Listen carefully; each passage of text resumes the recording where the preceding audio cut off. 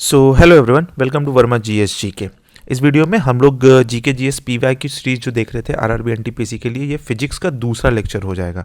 Overall lecture 6 हो जाएगा, but physics का दूसरा लेक्चर हो जाएगा, ठीक है। और इस लेक्चर में हम लोग बात करेंगे वर्क से रिलेटेड जितना भी पीवाई क्यू होगा, जितना भी सारा क्वेश्चन होगा आरआरबी के थ्रू लिया गया, आरआरबी एनटीपीसी में चाहे एलपी में, सब में लगभग सबके लिए इंपॉर्टेंट हो ही जाता है। वो सारा का सारा क्वेश्चन हम लोग देखेंगे, ठीक है। अच्छा, ये जो सीरीज जो मतलब ये जो वीडियो जो रहेगा ना, वो ज़्यादा बेस्ड रहेगा न्यूमेरिकल्स, क्योंकि न्यूमेरिकल्स भी क्वेश्चंस में आते हैं, तो न्यूमेरिकल्स भी रहेगा। और वर्क में है, हम लोग थोड़ा सा वर्क को पहले समझ लेंगे, थोड़ा सा तुरंत जो फार्मूला से थोड़ा बहुत जान लेंगे, और उसके बाद सीधा क्वेश्चन में आ जाएंगे। ओके, चलिए तो बिना कुछ देर किए हुए हम लोग स्टार्ट करते हैं। अब यहाँ पर क्वेश्चन नंबर 1 तो पहले ही है, बट पहले हम लोग देख लेते हैं एक्चुअली वर्क होता क्या है, ठीक है ना। अगर वर्क का फॉर्मूला हम लोग देखें सिंपली, है ना, तो वर्क इज इक्वल टू कितना होता है, एफ डॉट एस, यानी कि फोर्स इनटू डिस्प्लेसमेंट। ये फॉर्मूला सबसे इंपॉर्टेंट है। लेकिन अगर कंपोनेंट्स के बेसिस पर देखा जाए, है ना, कि अगर फोर्स अप्लाई हुआ है इधर से और बॉडी इधर मूव किया है, ठीक है ना, ये ऐसा है, तो ये कंपोनेंट्स टूटता है। यहाँ पर कुछ थीटा होता है ना। तो अगर ये बेस वाला हॉरिजॉन्टल वाला अगर बात करते हैं तो ये कॉस थीटा में जाता है, और वर्टिकल वाला अगर बात करते हैं तो ये साइन थीटा में जाता है, ठीक है। ये थोड़ा सा ध्यान रखने वाली चीज़ है, बस और कुछ नहीं है। बाकी एंगल वेंगल तो हम लोग क्वेश्चंस में देख ही लेंगे, और क्वेश्चंस के हिसाब से हम लोग सॉल्व करते भी रहेंगे, ठीक है। चलिए तो क्वेश्चंस हम लोग बनाते हैं। ये तो थोड़ा सा हो गया इंट्रो टाइप का, बट हम लोग क्वेश्चंस बनाएंगे, उसमें और भी बहुत सारा चीज़ हम लोग देख लेंगे। क्वेश्चन नंबर 1 क्या कह रहा है? क्वेश्चन नंबर 1 है, एक सेकेंड, हाँ, क्वेश्चन नंबर 1 में है विच of the following can do more work. कौन है इसमें जो सबसे ज़्यादा वर्क कर रहा है? ए रेज्ड हैमर, मतलब उठा हुआ हथौड़ा जो कांटी पर पिटने के लिए तैयार है। अब bullet fired by the gun, एक बुलेट फायर्ड किया गया गन से। अब मूविंग स्टोन और रोटेटिंग व्हील, ठीक है। अब देखिए इसमें सबसे ज़्यादा हमारा फॉर्मूला क्या होता है, फॉर्मूला पर सारा का सारा खेल है। फॉर्मूला होता है work done is equal to F dot S, यानी कि फोर्स इनटू डिस्प्लेसमेंट। तो अगर जितना ज़्यादा डिस्प्लेसमेंट होगा, जितना ज़्यादा वो मूवमेंट आएगा उसमें, है ना, डिस्प्लेस करेगा, एक जगह से दूसरी जगह जाएगा, है ना, उसी बेसिस पर हम लोग वर्क को भी मेजर करते हैं। तो आपको यहाँ पर क्लियरली दिख रहा होगा ये कौन सा इसमें जाएगा भाई, तो bullet fired by the gun. तो हमारा ऑप्शन नंबर बी सही आंसर हो जाएगा, है ना, क्योंकि बुलेट से जब गन से जब बुलेट फायर होता है तो वो बहुत ज़्यादा दूर तक जाता है, बहुत अच्छा खासा फोर्स है, तो वो बहुत ज़्यादा दूर तक गया, दैट मीन्स कि वो बहुत ज़्यादा वर्क किया है। That's why option B is the right answer. Next है, क्वेश्चन में आते हैं, a force of 20 newton displaces an object through 2 metre, है ना। फोर्स कितना बोल रहा है? फोर्स बोल रहा है 20 न्यूटन है, displaces an object through 2 metre. Displacement यानी कि एस अगर देख लेते हैं तो 2 मीटर है ना। और वर्क बोल रहा है कितना भाई? वर्क बोल रहा है 20 जूल हुआ है। वर्क का यूनिट जूल होता है, वो ऑलरेडी हम लोग डिस्कस किए हुए हैं, पहले के क्वेश्चंस में भी डिस्कस किए हुए थे जब यूनिट पढ़े थे उसमें। तो वर्क है 20 जूल। हमको बताना है angle between the force and the displacement. Formula क्या होता है? W is equal to F S, अगर ये डायरेक्टली मूव कर रहा है on the direction of force तो एफ एस कॉस थीटा हम लोग लिखते हैं। वर्क डन तो मेरा दिया हुआ है 20 जूल है, एफ इज इक्वल टू मेरा 20 है, और इनटू एस मेरा 2 है, और इनटू मेरा हो जाएगा कॉस थीटा, ठीक है। 20 से 20 कैंसिल हो जाएगा, ये 2 उधर गया, तो 1/2 is equal to cos theta. और अगर कॉस थीटा में देखा जाए, ये सब जो लिखा हुआ है ना ऑप्शन में, ये 600 300 नहीं लिखा हुआ है, एक्चुअली 60 डिग्री लिखा हुआ है, ये 90 डिग्री लिखा हुआ है, ये 30 डिग्री लिखा हुआ है, ये 0 डिग्री लिखा हुआ है ना। तो कॉस थीटा में किसका वैल्यू 1/2 होता है? तो वो होता है कॉस 60 में। तो cos 60 is equal to cos 0 cos theta कर दिए, इक्वेट करने के बाद थीटा इज इक्वल टू मेरा 60 डिग्री आ जाता है। तो हमारा ऑप्शन कौन सा सही हो गया? Option A is the right answer. तो अगर हम लोग को फॉर्मूला पता है, बस और कुछ नहीं करना है, बस फॉर्मूला अप्लाई करना है, क्वेश्चंस में ढूंढना है, बस सॉल्व कर देना है। नेक्स्ट आते हैं, जल्दी जल्दी क्वेश्चन सॉल्व करते हैं। A potter raise 12 kg object from surface of earth and put object 1.5 metre above from the surface on his head, ठीक है। Calculate the work done. तो work done is equal to कितना होता है भाई? F dot S. तो F मेरा कितना है? फोर्स है, 12 kg raised object from surface है, और फिर पुट ऑब्जेक्ट 1.5 मीटर एबव है। देखिए, तो अगर work done F dot S होता है, बट यहाँ पर क्या कर रहा है? जमीन से उठा कर रख रहा है, तो यहाँ पर हम लोग कौन सा फॉर्मूला लगा लेते हैं? W is equal to M G H, है ना। अगर हाइट के बेसिस पर काम कर रहे हैं तो हम लोग एम जी एच का यूज़ करते हैं। तो W is equal to M G H, तो M मेरा हो गया कितना भाई 12 है, और इंटू G का वैल्यू हम लोग को 10 लेना है जो क्वेश्चन में लिखा हुआ है, और H बोले तो हाइट डिस्प्लेसमेंट यहाँ पर 1.5 मीटर दिखाया गया है। तो कितना हो जाएगा भाई, पॉइंट हटाएगा 10 हटाएगा खत्म, 12 गुना 15 180 जूल। तो 180 joule is the right answer. Next है, if an aeroplane travel 4000 metre distance and a work done is 20,000 joule then force applied on it is. तो W is equal to F dot S है, हमसे force पूछा जा रहा है, तो work done और बाई डिस्प्लेसमेंट हो गया। तो वर्क डन कितना है भाई मेरा 20,000 जूल बोल रहा है, 20,000 जूल हो गया, और बाई डिस्प्लेसमेंट मेरा कितना है 4000 मीटर हो गया। तो 3 0 से 3 0 कैंसिल, 4 5 जा 20, तो बचा कितना मेरा 5 न्यूटन। फोर्स का यूनिट क्या होता है न्यूटन, तो force is the 5 newton is the right answer. Next question है, the gravitational potential energy of an object at a point above the ground is defined as the work done in. अब देखो यहाँ पर बताया जा रहा है क्या, ग्रेविटेशनल पोटेंशियल एनर्जी जो है ना, of an object at a point above the ground, ground के ऊपर, इज डिफाइंड एज द, इसमें से कौन सा होगा, lifting it from the ground to the point opposite gravity, applying gravitational force on it, keep it at the centre, placing it on the ground against gravity.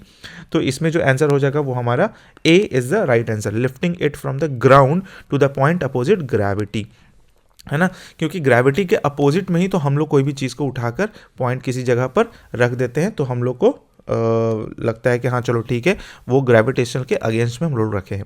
तो gravitation potential energy of an object at a point above the ground में, तो हमारा A option हो गया, इसमें कोई बहुत ज़्यादा खास थ्योरी नहीं था। नेक्स्ट क्वेश्चन में आते हैं, the work done to increase speed 5 metre per second to 10 metre per second.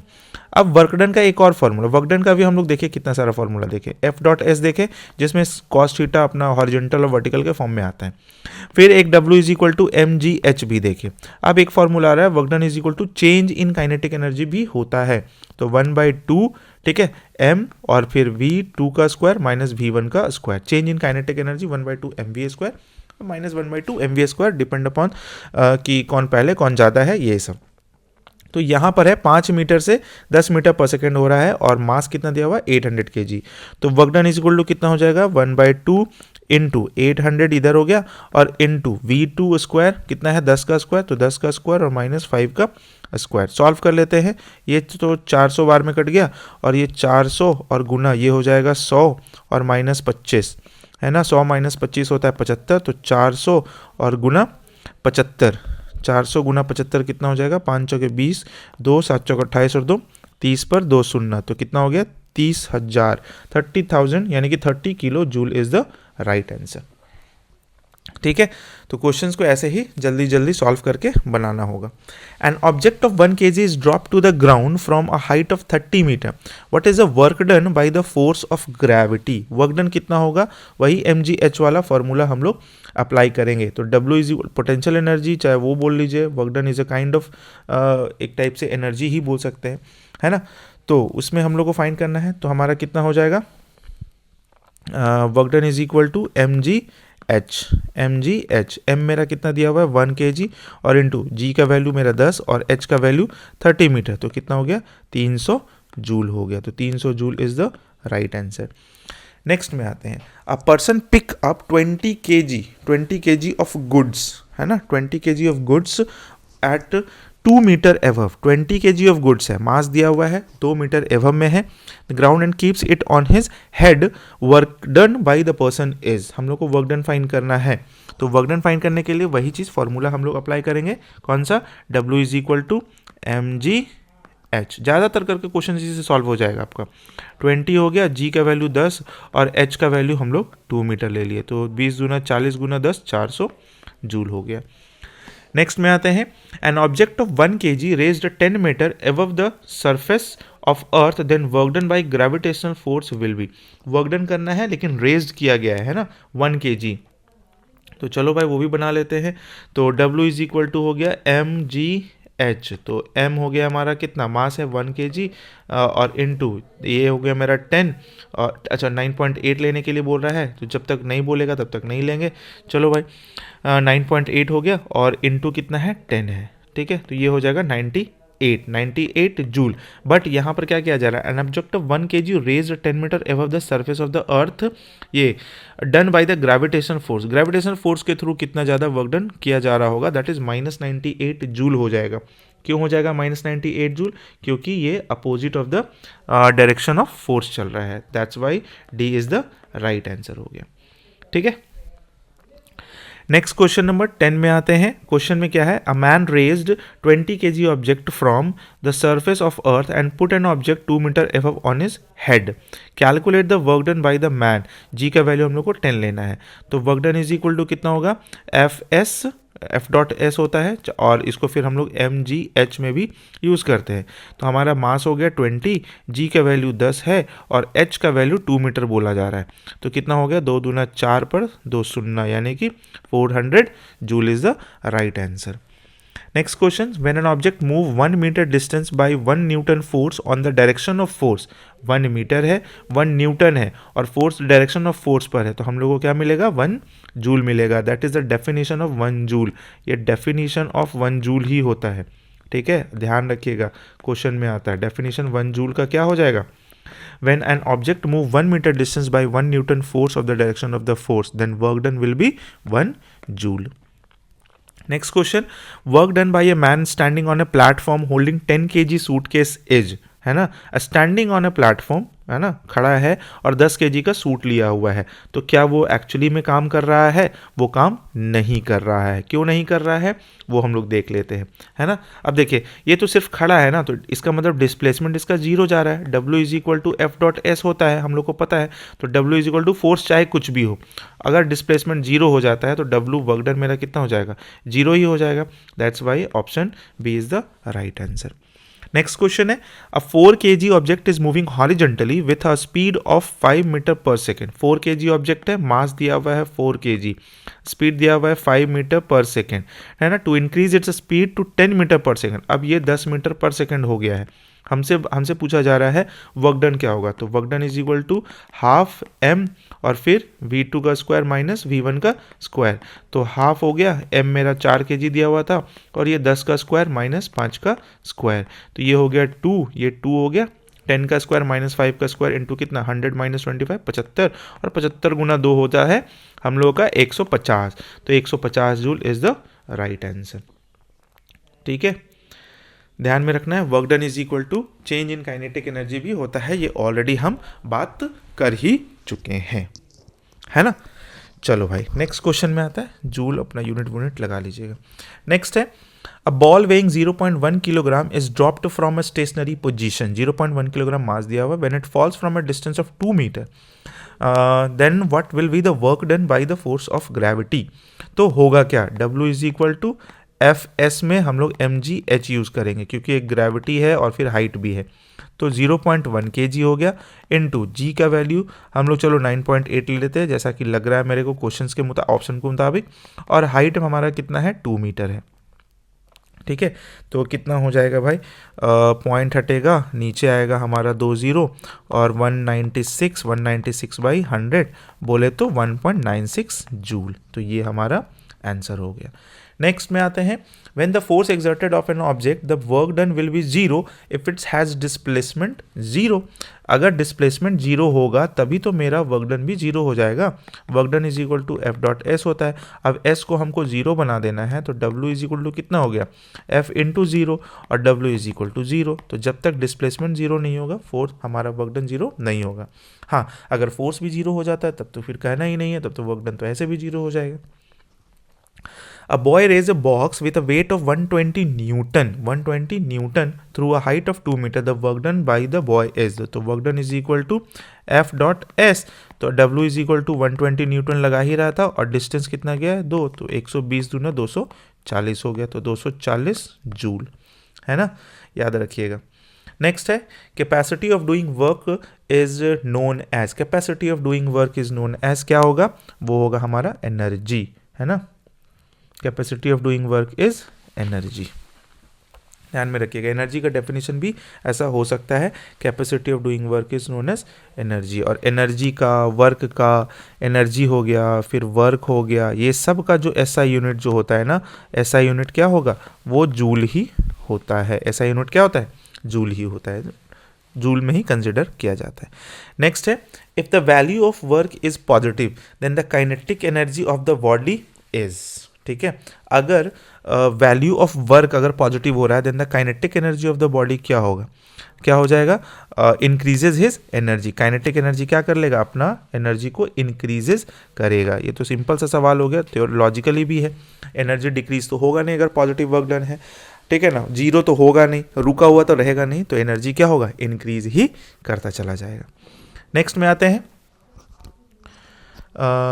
Which of the following position is no work done. Which of the following position is no work done. No work done है यहाँ पर, क्या है? Number 1 है Kapil stands with a weight of 10 kg on his shoulder. B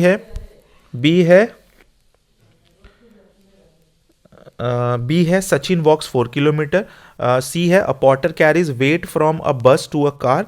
D है Arun plays cricket on the field. तो इसमें हमारा आंसर कौन सा हो जाएगा? A, Kapil stands with a weight of 10 kg on his shoulder. वो सिर्फ खड़ा है, तो जब खड़ा है तो चल तो रहा है नहीं, डिस्प्लेसमेंट वहाँ जीरो हो गया। डिस्प्लेसमेंट जीरो हो गया तो मेरा वर्क डन ऑलरेडी जीरो हो जाता है, तब तो फिर मेरा कहानी ही नहीं बनता कुछ। तो ये मेरा हो गया कि ये वर्क नहीं कर रहा है, बाकी ये सब काम करने में बिजी है। सचिन चल रहा है, पॉटर कैरीज वेट उठा रहा है, बस टू अ कार जा रहा है, अरुण प्लेस क्रिकेट वो भी काम कर रहा है, बट कपिल नहीं कर रहा है।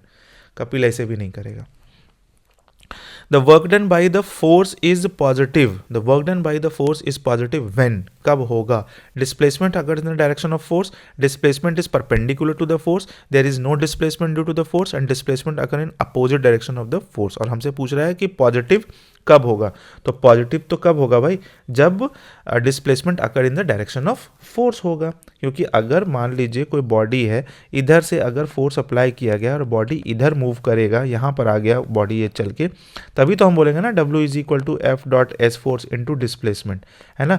तो जिधर फोर्स लगा उसी के डायरेक्शन में हमेशा डिस्प्लेसमेंट होना चाहिए, तभी हम बोल पाएंगे कि हाँ वर्क डन मेरा पॉजिटिव हुआ है। Next, which of the following activities can be said to have work done. अब ये क्वेश्चंस थोड़ा सा कंफ्यूजिंग है, ठीक है, और ये आया हुआ भी क्वेश्चंस है, बट देख लेते हैं क्या है कंफ्यूजन इसमें। सबसे पहला ऑप्शन है, इसमें बोला जा रहा है कि कौन काम कर रहा है, वर्क डन, है ना। हर्ष रीडिंग बुक, चलिए ये रीडिंग बुक वो भी रीड कर रहा है बट कोई मूवमेंट नहीं है। Pinky is walking on a flat road with a book on her head, मतलब अगर सर पर रख कर बुक को और वो चल रही है, तो मतलब वो बुक पर तो कोई काम नहीं हो रहा। क्यों? क्योंकि वहाँ पर थीटा मेरा कितना हो जा रहा है 90 डिग्री, तो वहाँ पर तो मेरा काम नहीं हो रहा है। Shruti is sitting on the chair, वो चुपचाप से बैठी हुई है। और Khushi is pushing the wall of the house but fails to do it.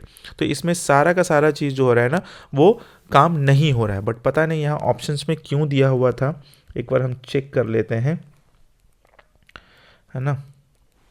यहाँ पर सिर्फ शायद ये भी बोला जा सकता हो, चाहे ये भी किया जा सकता हो, है ना, कि Harsh is reading a book then he is doing a work, but ऐसा कुछ नहीं है, ठीक है। तो इसको इसलिए हम हैशटैग में ही छोड़ दिए हैं, ठीक है। अगर आंसर मेरे को नहीं लग रहा है इसमें से कोई भी काम कर रहा है। नेक्स्ट है, a potter lifts 500 newton up to a distance of 100 metre, work done by the potter is, multiply कर देना है। 500 न्यूटन है और कितना दूर तक जा रहा है? 100 मीटर तक। तो W इज इक्वल टू कितना हो गया? एफ डॉट एस, तो 500 इधर हो गया और इनटू 100 मीटर ऐसे हो गया। ये हो गया कितना भाई? 50,000 जूल। तो 50,000 हमसे क्या पूछा जा रहा था भाई? Metre work done by the potter 22, क्या पूछा जा रहा था? Potter lifts distance of 100 metres, work done by the potter is, lifts 500 newton up to a distance of 100 metre. अच्छा, इसमें चल नहीं रहा है, ओहो ये तो कंफ्यूजन हो गया ना। इसमें बात चलने का हो ही नहीं रहा। Potter lifts 500 newton up to a distance of 100 metre, है ना। 100 मीटर तक उसको लिफ्ट करके रखा हुआ है। तो जब रख ही लिया है तो सिर्फ तो कुछ नहीं हुआ ना। थीटा तो जैसे ये थीटा क्या हो गया, ऐसे उठा कर रख लिया है, तो इसके बेसिस पर अगर थीटा देखा जाए तो 90 डिग्री बन गया ना। तो 90 डिग्री बन गया तो ऐसे भी खत्म हो गया। 90 डिग्री पर कुछ भी मूवमेंट हो गया तो वो हमारा 0 न्यूटन हो जाता है, तो वो तो ऐसे ही खत्म हो गया, है ना। ध्यान में रखिएगा 90 डिग्री से कैसे जीरो हो गया वो भी हम बता देते हैं। W is equal to F S cos theta होता है। तो एफ और एस और कॉस 90 का वैल्यू 0। तो जब ये 0 हो गया तो सारा का सारा चीज़ 0 हो गया, दैट मीन्स कि 0 न्यूटन ये हो गया। नेक्स्ट में आते हैं, in which of the following work is not done, कौन सा इसमें है ऑप्शन में जो कि वर्क नहीं कर रहा, work is not done. Windmill raising the water from well, ये तो कर रहा है भाई। Donkey put a weight on his back, Suman is swimming in a pool and engine is pulling a train, ये काम कर रहा है भाई, ये काम कर रहा है, ये काम कर रहा है, ये काम नहीं कर रहा है, ये चुपचाप से अपने पीठ पर बोझा लेकर खड़ा है और कुछ नहीं है। तो ये चाहे चल भी रहा है तो ऊपर से जो फोर्स लग रहा है वो 90 डिग्री पर है, इसलिए वो 0 वर्क डन कर रहा है। ठीक है, तो हमारा B is the right answer. Next में आते हैं, नेक्स्ट में हमारा क्या है, efficiency of work is known as, efficiency of work is known as क्या होगा भाई, तो वो हो जाएगा हमारा एनर्जी, है ना, एनर्जी, ध्यान में रखिएगा। Efficiency of work is known as energy. Velocity अलग चीज़ है, फोर्स अलग चीज़ है, स्पीड अलग चीज़ है। स्पीड स्केलर क्वांटिटी होता है, वेलोसिटी वेक्टर क्वांटिटी होता है, ये सब आपको पता होगा, है ना। ये वेक्टर होता है ना, ये स्केलर होता है, हाँ। फोर्स भी मेरा वेक्टर क्वांटिटी है ना। फोर्स का यूनिट न्यूटन होता है, और स्पीड का देखिए तो मीटर पर सेकेंड, और वेलोसिटी का भी मीटर पर सेकेंड ही होता है ना। फोर्स का formula F is equal to ma, हम लोग पढ़े ही हैं न्यूटन्स लॉ में। नेक्स्ट में, if the work done is 0 then the angle between force and displacement is, अगर वर्क डन 0 है then angle between force and displacement is what, 90 degree होगा, क्योंकि 90 डिग्री पर ही सारा चीज़ क्या हो जाता है, 0 हो जाता है। ठीक है, नेक्स्ट में आते हैं, 20 newton force is acting on a body, 20 newton का फोर्स अप्लाई हो रहा है, body moves 4 metre in the direction of applied force, 4 metre तक गया, देन वर्क डन इज कितना हो जाएगा, W is equal to F dot S, यानी कि 20 और इंटू 4 यानी कि 80 जूल। 80 जूल है, 80 जूल है, हाँ है, हो गया।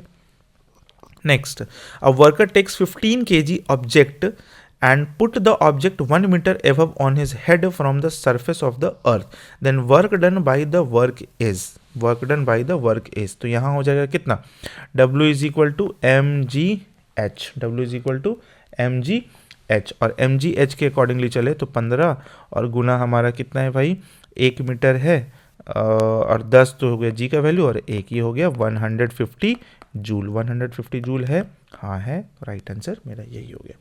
Next, work present if there is, work कब होगा, जब फोर्स रहेगा, एनर्जी रहेगा, फ्रिक्शन रहेगा, पावर रहेगा। जाहिर सी बात है, फोर्स रहेगा तभी तो वर्क होगा ना, ताकत ही नहीं रहेगा तो फिर कहाँ से होगा काम। Next, if displacement is horizontal to the applied force, अगर डिस्प्लेसमेंट है horizontal to the applied force, then work done is, तब वर्क डन क्या होगा, तो जाहिर सी बात है पॉजिटिव होगा, है ना। क्यों पॉजिटिव होगा, पॉजिटिव निगेटिव ये सब तो हम लोग देख लेते हैं। क्योंकि देखिए, अगर बॉडी है यहाँ पर, इधर फोर्स अप्लाई हुआ, बॉडी इधर मूव कर गया है ना, बॉडी इधर मूव कर गया है, तो हम लोग क्या बोलेंगे, जाहिर सी बात है कि फोर्स अप्लाई हुआ है और बॉडी जब मूव कर गया है तो हम लोग बोल सकते हैं क्या कि वर्क डन हुआ है। वर्क डन तभी तो होता है ना कि जब बॉडी डिस्प्लेस करता है एक जगह से दूसरी जगह जाता है। तो displacement in horizontal to applied force, then work done is positive, ये हो गया हमारा आंसर। नेक्स्ट में आते हैं, which are the following work done does not depend, किस पर डिपेंड नहीं करता है, फोर्स पर डिपेंड करता है। देखिए, W is equal to F dot S होता है ना, और फिर यहाँ पर कॉस थीटा भी होता है, तो थीटा पर तो डिपेंड करता है भाई, डिस्टेंस पर, डिस्प्लेसमेंट पर भी डिपेंड करता है, फोर्स पर भी डिपेंड करता है, क्या मास पर डिपेंड करता है, नहीं करता है, तो मास पर डिपेंड हमारा नहीं करता है, B is the right answer. Next, which of the following the work done by a body does not depend upon, किस पर डिपेंड नहीं करता है, इसमें भी वही चीज़ है, डिस्प्लेसमेंट है, एंगल है, अप्लाइड फोर्स है, इनिशियल वेलोसिटी पर डिपेंड नहीं करता है, तो ये हो गया हमारा आंसर। नेक्स्ट है, a worker raise 10 kg object from the ground and put 1.2 metre above on his head, then work done is, तो वर्क डन इस केस में क्या हो गया, पोटेंशियल एनर्जी, तो पोटेंशियल एनर्जी कितना होता है फॉर्मूला भाई, तो mgh, तो m मेरा कितना हो गया, मास दिया हुआ 10, g मेरा 10 और h 1.2, तो कितना हो जाएगा भाई, 10 से 10 कैंसिल, दैट इज 120 जूल, तो 120 joule is the right answer. Work known as force into displacement, it's very simple. Next, the work done by an object is 56 joule and applied force and object is 7 Newton. Find the displacement, 7 newton है force और work done कितना हुआ वो displacement हमको find करना है। W is equal to F S, तो S is equal to W upon F. Work done मेरा कितना है 56 जूल और फोर्स कितना है 7 न्यूटन, 7 8 जा 56, तो कितना हो जाएगा हमारा डिस्प्लेसमेंट आ रहा है तो 8 और मीटर, 8 मीटर है, option C is the right answer. Next है 10 newton force is working on an object, 10 newton का फोर्स अप्लाई हो रहा है ऑब्जेक्ट पर, object displaces 5 metre in the direction of applied force, 5 metre उसी डायरेक्शन में निकल गया है, then work done is equal to कितना 10 5 जा 50 न्यूटन, सीधा W is equal to F dot S, 10 5 जा 50। Next if force F is equal to 0 then work done is W, जब फोर्स ही 0 हो गया है तो F W is equal to F dot S होता है, जब फोर्स ही 0 हो गया तो 0 इंटू डिस्प्लेसमेंट कुछ कर लो 0 ही आने वाला है, तो वर्क डन अल्टीमेटली मेरा क्या आने वाला है 0 ही आने वाला है। Next a Potter picks up 12 kg of goods from the ground and place it on his head 1.5 meter above the ground, then work on the goods to be done by him, work on the goods to be done by him, ठीक है ना, goods पर कितना work हुआ है, तो ये हो जाएगा हम लोग चलेंगे वही फॉर्मूला हम लोग को पता है, W इज इक्वल टू कितना mgh, तो m का वैल्यू है 12 गुना 10 और गुना 1.5, ये हो जाएगा हमारा कितना 12 गुना 15 1800, 180 10 1800, 18 180 joule, 180 joule is the right answer. Next में आते हैं next question, question number 38, the force of 25 newton is working on an object, that object is moved in the direction of force by 5 metre, 5 metre move कर गया है, then work done by the force is, तो work done by the force is कितना हो जाएगा भाई, तो जाहिर सी बात है ना, W is equal to F dot S होता है, तो F का वैल्यू 25 न्यूटन हो गया और S का वैल्यू मेरा 5 है, तो 25 गुना 5 कितना हो गया 125 joule, 125 joule is the right answer. Next when a man pushes a wall but fails to displace it, अब मैन ताकत लगा रहा है और दीवार मूव नहीं कर रहा है, इसका मतलब क्या हो गया वो नो एनी वर्क डन क्या हो गया 0 हो गया वहां पर। Next when a person walks 4 meter with a constant force of 12 newton, the work done by him is 12 into 4 20 48 joule F dot S. कहानी सिंपल है, to say that work has been done, two condition must be completed, अब two condition must be completed वो क्या होना चाहिए, one of them is what, दो चीज होना चाहिए, उसमें से एक क्या होगा, फोर्स इज नॉट रिक्वायर्ड, ऐसा कुछ नहीं हो सकता है भाई, है ना। फिर ऑब्जेक्ट मस्ट बी डिस्प्लेस्ड, यही होगा 41 का हो जाएगा हमारा आंसर, सीधा बी में ही धरा गया, object must be displaced, object को डिस्प्लेस होना जरूरी है, अगर डिस्प्लेस नहीं होगा एक जगह से दूसरी जगह नहीं जाएगा तो हम लोग सीधा बोल देंगे कि वर्क नहीं हुआ, चाहे तुम्हारा कितना भी ताकत लग गया हो, कितना भी बल लग गया हो। Next the product of force and displacement is called, work तब से तो पढ़ते आ रहे हैं। Next the work is product of force displacement of object in the direction of the force, force and displacement object towards the direction of the force, कौन सा होगा 43 का आंसर हो जाएगा हमारा, force and displacement of object towards the direction of force.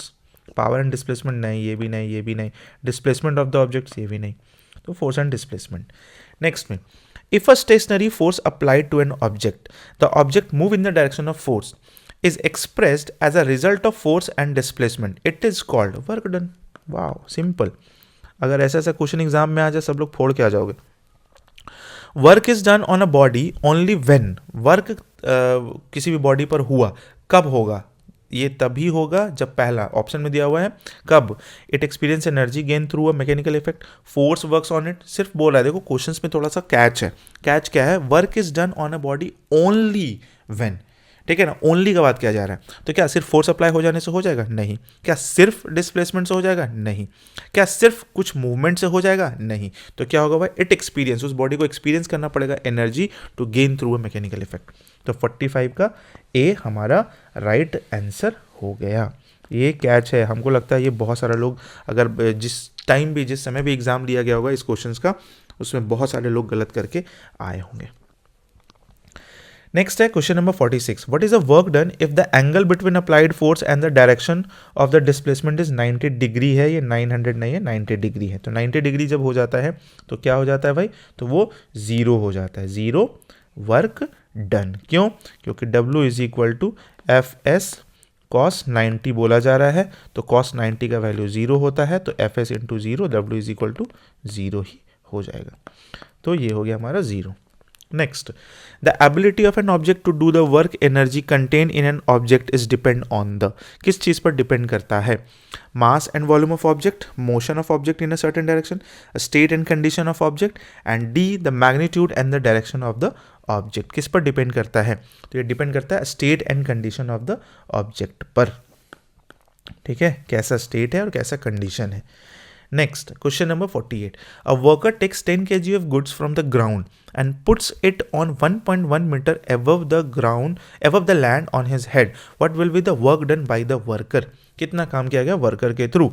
तो कितना हो गया भाई? Work done is equal to कितना हो जाएगा? mgh 10 इंटू जी का वैल्यू 10 ले लेते हैं और इंटू 1.1, तो ये हटेगा 10, 10 से 10 कैंसिल, 110 जूल ये हो गया।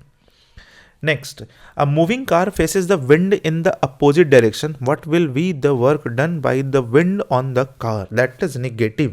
क्यों होगा? सो देखो, एक जैसे मान लो कार है, ठीक है ना, और इधर ये विंडशील्ड है इसका और इधर से हवा चल रहा है, तो ताकत इधर से लग रहा है और गाड़ी इधर मूव कर रहा है, तो ये क्या हो जाएगा? हमारा एक स्ट्रेट लाइन क्रिएट होगा। तो एफ एस कॉस थीटा, तो कॉस थीटा की जगह पर कितना? कॉस 180 डिग्री, और एफ एस कॉस 180 डिग्री का वैल्यू होता है -1। अब -1 है, ये कुछ भी रहेगा, वर्क डन हमारा कितना आ जाएगा? निगेटिव ही आने वाला है। तो हमारा आंसर कौन सा हो गया? Work done is negative. बहुत ही अच्छा क्वेश्चन था, ध्यान में रखिएगा। अब आते हैं हाफ सेंचुरी में। Question number 50. A girl whose weight is 200 Newton climbs on a tree which height is 2 meter. What was the work done by the girl after climbing the tree? तो वही W is equal to mgh, तो m है मेरा, wait कितना है? 200 Newton है ना, तो हमसे पूछा जा रहा है what was the work done. तो वर्क डन फाइंड करने के लिए हम लोग, अच्छा g हमारा 10 है ही, और h मेरा कितना? What was the work done by the girl after climbing on tree, height of 2 metre 2 दिया हुआ है, और इनटू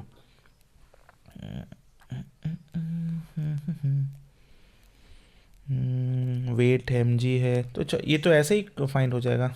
देखिए यहाँ से ये ऐसे ही फाइंड हो जाएगा। W is equal to M G, weight क्या दिया हुआ है? mg, W is equal to M G भी होता है, weight is equal to mg हम लोग को पता है, और ये डायरेक्टली वैल्यू दिया हुआ है 200 का, और इनटू h मेरा 200 दिया हुआ है, तो 200 इंटू 2 दैट इज 400 जूल। तो ये तो आसान हो गया मेरा ऐसे ही। Next, if someone travels 15 kilometer distance with a fixed force of 500 Newton, then calculate the work done. Work done is equal to force into displacement. Force is what? 500 Newton and displacement is what? 15 kilometer, है ना। तो कितना हो जाएगा? तो 500 और into 15 kilometre बोले तो 15,000 मीटर, 15 पचे 75 पर कितना सुनना? 3 और 2 5 सुनना, 5 सुनना 15 पर, ये हो जाएगा 7,50,000, नहीं सॉरी 75 लाख जूल। ठीक है। Next 52. A horizontal force of 10 Newton displaces an object of 5 kg to a distance of 2 meter in the direction of force. Simple condition है। What will be the work done? तो work done is equal to F dot ऐसी हो जाएगा ना, 10 Newton. हमसे क्या पूछा जा रहा है भाई? अच्छा, हमसे पूछा जा रहा है 10 न्यूटन दिया हुआ, फोर्स दिया हुआ है 5 kg दिया हुआ, 2 मीटर तक है direction. What will be the work done by the object, ये हमसे पूछा जा रहा है। तो हम लोग लगा देते हैं formula, W is equal to कितना? Force into displacement. ये तो अच्छा पेनी, हाँ, W इज इक्वल टू कितना? फोर्स और इनटू डिस्प्लेसमेंट, कितना हो जाएगा? 5 है यहाँ पर, और नहीं सॉरी, फोर्स कितना है? 10 न्यूटन, और डिस्प्लेसमेंट कितना है? 2 न्यूटन। तो 10 गुना 2 कितना हो जाएगा? 20 जूल। ये तो ऐसे ही हो गया। ठीक है, ऐसे भी हमारा वर्क डन जो होता है ना, वो मास पर डिपेंड नहीं करता है। Next, what is the amount of work done when an object moves under a force of 10 newton at a distance of 10 metre, है ना, 10 newton at a distance of 10 metre in the direction of force. तो 10 गुना 10 कितना हो गया? 100 joule हो गया। ये तो ऐसे ही आ जाता है। Next, a force of 50 newton displaces an object 10 metre, है ना। What will be the work done by the force? तो 50 इंटू 10 500 जूल। आसान था। Next, if an object not moving after applying a force, अगर मान लीजिए कोई बॉडी पर फोर्स अप्लाई हुआ और वो बॉडी मूव नहीं कर रहा है, then we can say that any work has not done. ठीक है ना, कोई भी तरह का काम नहीं हुआ है। Next, if the displacement of an object is zero then work done by the applied force is always zero, क्योंकि अगर डी ही जीरो हो गया, एस ही जीरो हो गया, तो F into zero something is zero, then work done is equal to always zero. ठीक है, next, the work done is zero with zero displacement. जब जीरो डिस्प्लेसमेंट हो जाएगा तो मेरा वर्क डन ऑलरेडी जीरो हो जाएगा।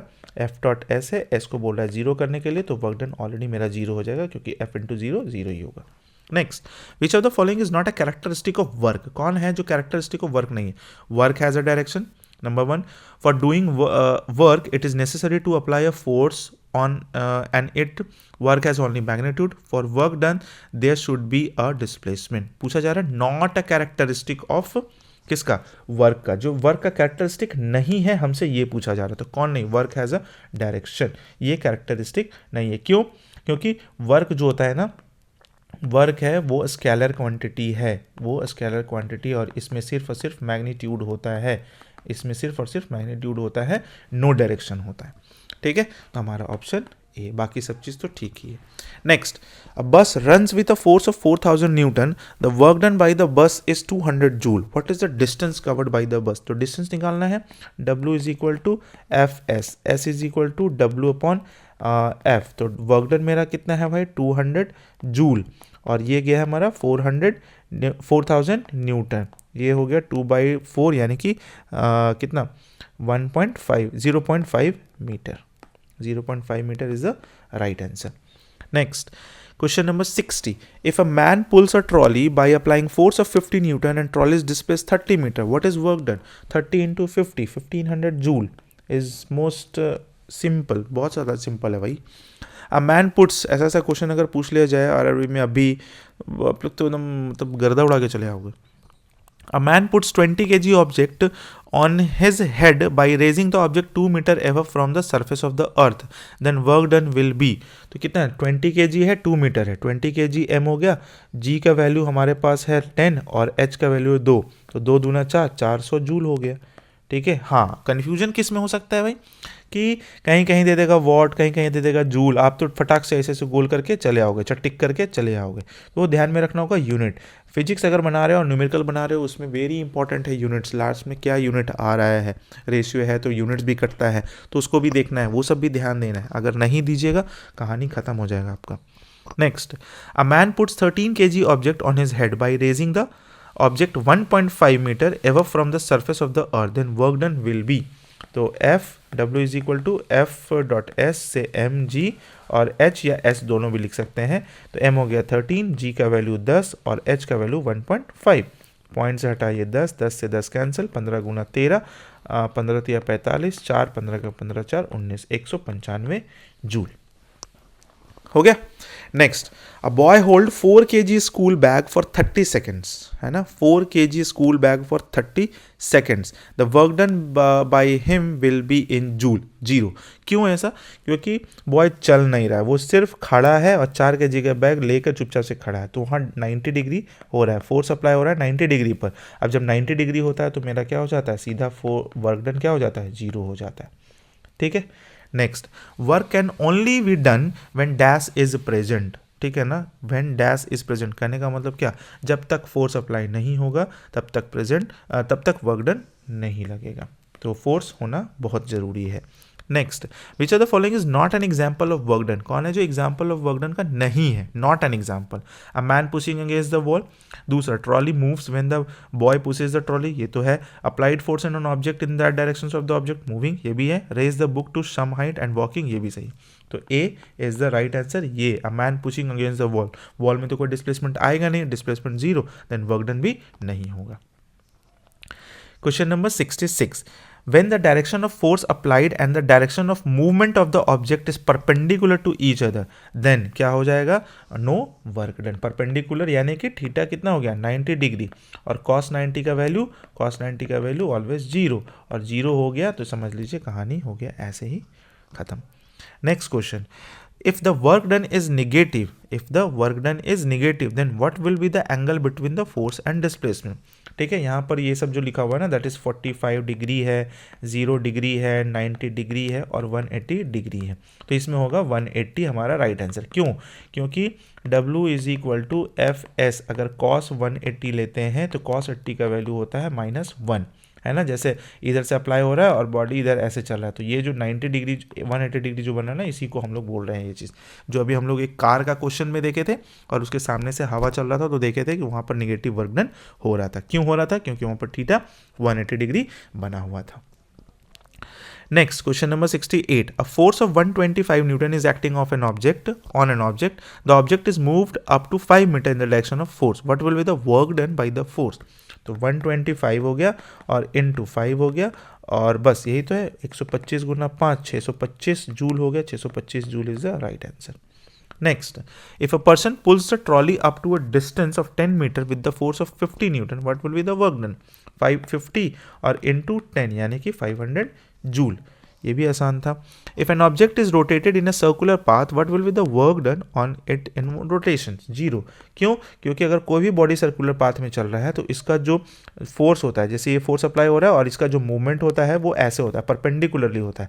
तो यहाँ जो 90 डिग्री जो बन रहा है, जिसके वजह से क्या हो गया? थीटा 90, इसका मतलब cos 90 का वैल्यू कितना हो गया? 0। तो ये हर सिचुएशन पर ऐसे बनेगा, ऐसे बनेगा, ऐसे बनेगा, ऐसे बनेगा, और इसको हम लोग क्या बोलते हैं? टेंजेंट्स बोलते हैं, है ना। टेंजेंट्स बोलते हैं, टेंजेंशियली चलता है सर्कुलर मोशन का जो भी डायरेक्शन होता है। तो जब cos 90 0 हो गया तो मेरा वर्क डन भी 0 ही हो जाएगा। Next, a person picks up 25 kg of weight from the ground and puts it 2.5 meter above from the ground on his head. If g is equal to इतना, then work done. तो work done is equal to कितना हो गया? mgh। तो m का value 25, g का value 10 लेना ही बोल रहा है, h का वैल्यू 2.5। तो 25 25 625 joule is the right answer. Next, an object of 5 kg is raised to a height of 2 meter in the process. How much work has done? तो कितना हो जाएगा? बोल रहा है 9.8 लेने के लिए, तो mgh से निकल जाएगा, दैट इज 5 और इंटू 9.8 और इंटू h का वैल्यू 2, तो 5 दूना 10 और गुना 9.8, that is 98 joule. Clear? Next, an object of 5 kg is raised to a height of 4 meter. What will be the value of the work done due to the force of gravity on that object? क्या बोल रहा है? 5 kg is raised to a height of 4 meter, है ना। चलिए भाई 4 metre भी आ जाते हैं हम लोग।